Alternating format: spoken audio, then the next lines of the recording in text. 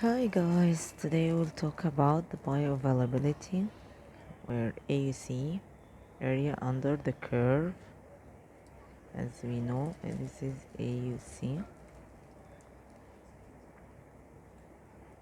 over concentration,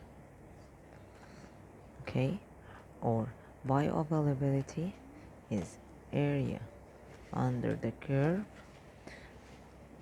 of the oral over or divided by area under the curve of the intravenous, and then we will multiply it by 100. That's bioavailability. Then we have the clearance law. What is the clearance law? Clearance laws